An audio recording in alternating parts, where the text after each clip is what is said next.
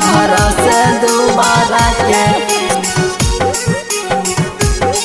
बहरा से दोबारा के।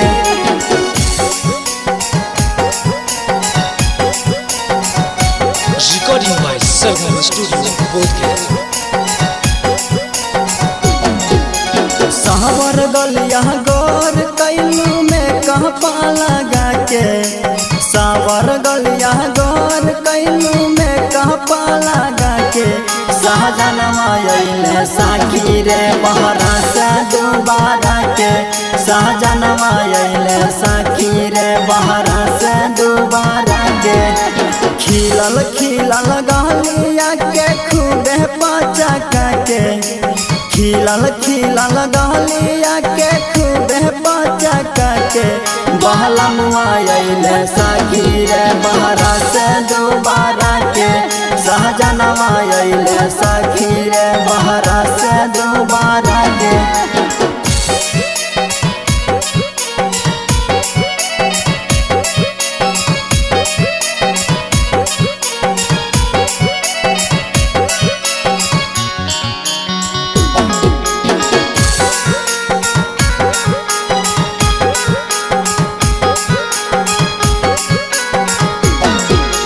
कहत रहे दिन भर में 3 बेरा खाइले, लागत कमाई के पैसा बचाइले।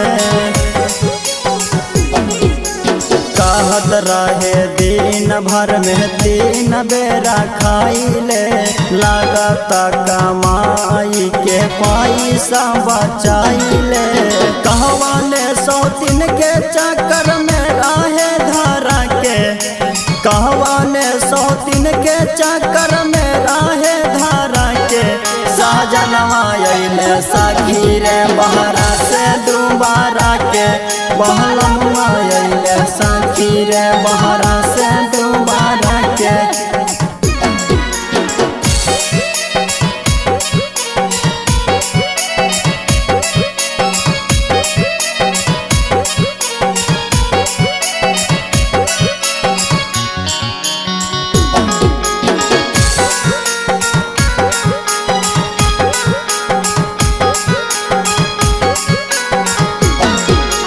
साल भर के कमाई साखी को ना बुझाला, बातो नहीं माने पियवा उपेंद्र उजाला।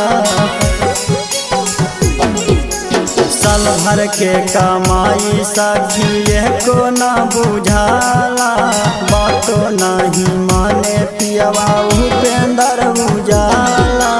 रोज पियावा तानी दूधा गरम के, रोज पियावा तानी दूधा गरम के। सहजनवा अइले साखी रे बहरा से दोबारा के, सहजनवा अइले साखी रे बहरा